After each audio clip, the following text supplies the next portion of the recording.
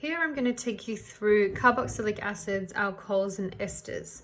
I'm going to start with an alcohol. So here is an example of a molecule that is an alcohol. So an alcohol is the homologous series or the class of molecule, and it's got a hydrocarbon chain. It can be as small as just being a single carbon with hydrogens. In methanol, the smallest alcohol, or it can go on in the same way that we would have alkanes. But instead of one of the hydrogens here, we have an oxygen bonded to a hydrogen. So if we draw that just sort of two-dimensionally without the angles,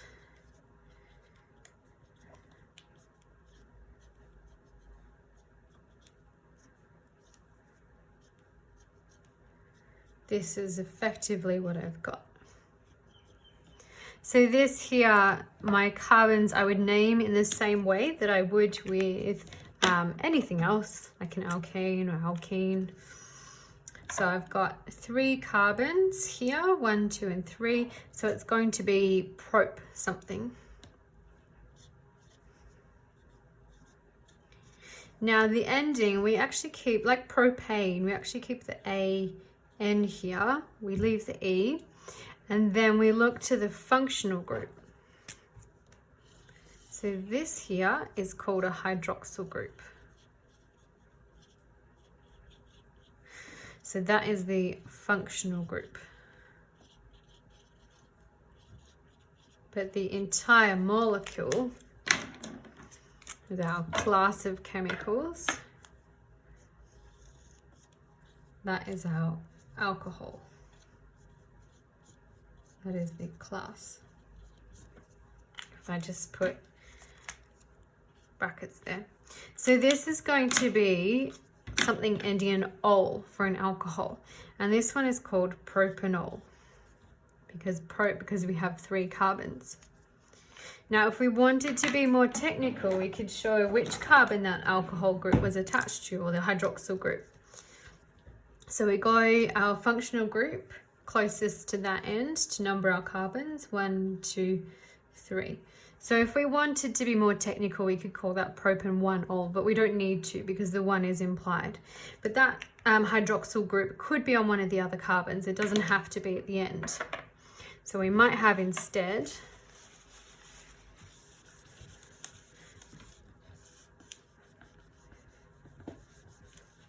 let's say we could put it here.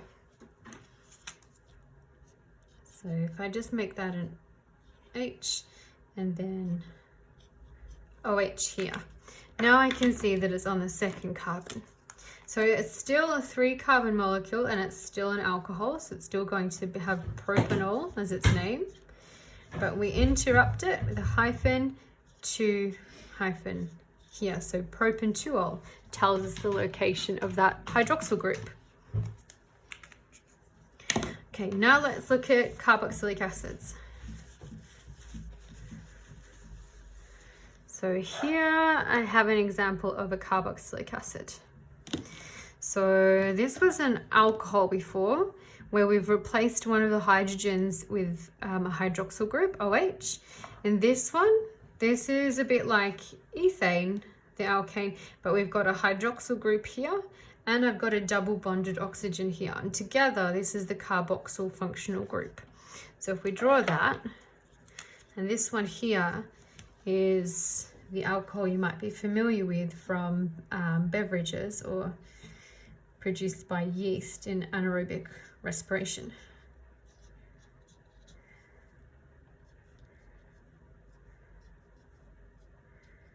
So here, this part here, that is the carboxyl group. So that is our functional group. And our whole chemical molecule here, or our class, is a carboxylic acid.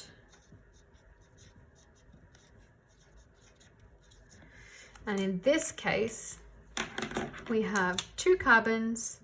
So F is our prefix, or our stem as the start of our name. So we have F an oic acid.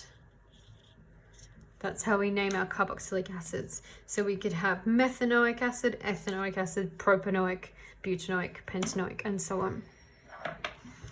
So that is this molecule here. So this one, ethanoic acid. So now we've seen alcohols, and we can see that the hydroxyl group, OH, could be on a different carbon.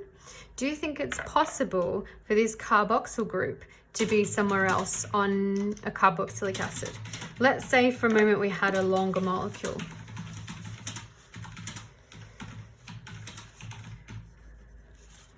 So let's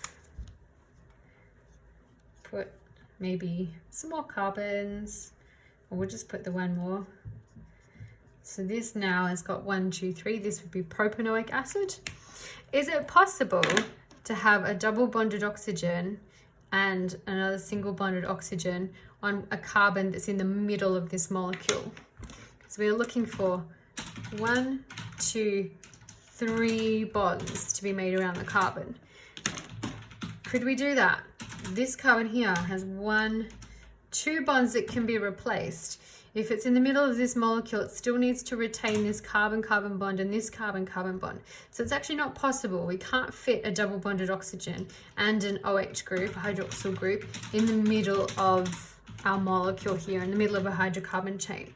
So with carboxylic acids, you don't have to worry about putting a number in the name because the functional group is always at the end of the molecule.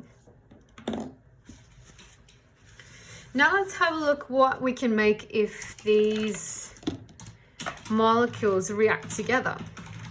So we have an alcohol with its hydroxyl group, and we have a carboxylic acid with its carboxyl group here. They can actually undergo a reaction called Fischer esterification to make another functional group. So what we get here, we can remove the hydroxyl group from here, and we can remove a hydrogen from our alcohol and make a molecule of water. So this is an example of a condensation reaction.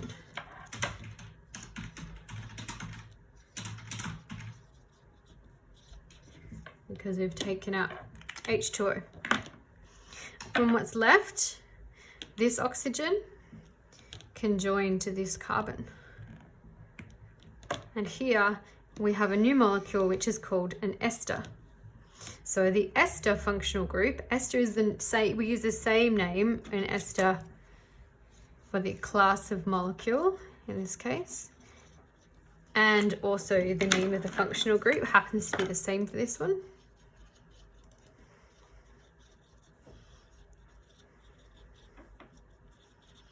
So that is the same. And we have this double bonded oxygen and a single bonded oxygen between 2 carbons here in our ester. This part here is our ester group that we can recognize. Now in naming it, the reason I showed you the alcohol and the carboxylic acid first is because we name it for those parts that it's usually derived from in this reaction. Now, out of the two, the carboxylic acid takes a priority, and that's where the main part of the name comes from. So you have to identify, you have to look for the carbon that has the double bonded oxygen. And I might draw this for you as well in sort of a flat version without the angles. So I had carbon, carbon, and then I might put them in red just to make them a little more obvious.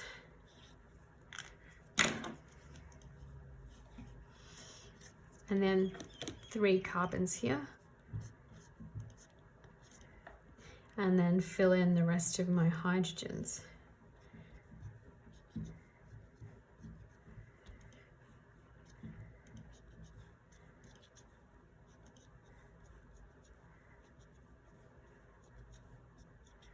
Okay, so this is my molecule. This is my ester here.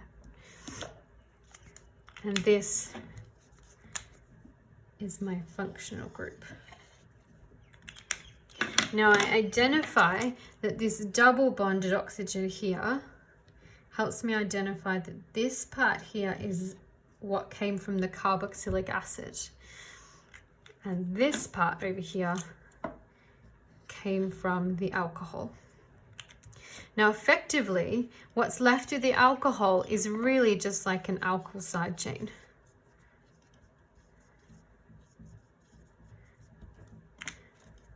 And then in our naming, we look at what the carboxylic acid was. We look at the number of carbons. We have 2 carbons here. So we have F at the start of our word, like ethanoic acid that it came from. And instead of ethanoic acid, this molecule is an ethanoate. So that's our ending. And then treating this like a side chain that we would write out the front, the remains of this alcohol, we have a 3 carbon molecule, 1, 2, 3.